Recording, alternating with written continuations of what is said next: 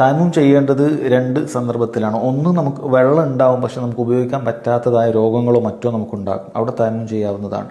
രണ്ട്, നമുക്ക് രോഗങ്ങളൊന്നുമില്ല പക്ഷെ ഉപയോഗിക്കാൻ വെള്ളം ഇല്ല, നമ്മൾ അന്വേഷിച്ചു, ചുറ്റുപാടും അന്വേഷിച്ചു, എവിടെയും നമുക്ക് വെള്ളം കിട്ടാനില്ല, യാത്രയിലൊക്കെ ചിലപ്പോൾ സംഭവിച്ചേക്കാം. ഈ രണ്ട് സാഹചര്യങ്ങളിൽ നമുക്ക് തയമ്മും ചെയ്യാം. തയമ്മും ചെയ്യണമെങ്കിൽ ശുദ്ധമായ മണ്ണിൽ നമ്മൾ രണ്ട് കൈകളും അടിക്കുക, എന്നിട്ട് അങ്ങനെ മുഖം മുഴുവനായിട്ട് തടവുക. അതുപോലെ തന്നെ രണ്ട് കൈകളും അതിൻ്റെ പുറം ഭാഗം തടവുക. കാരണം ഉൾഭാഗം നമ്മൾ മണ്ണിലേക്ക് തട്ടിക്കഴിഞ്ഞു, പുറം ഭാഗം രണ്ട് കൈകളും മുൻകൈ മാത്രം തടവുക. ഇതോടുകൂടി തയമ്മും കഴിഞ്ഞു.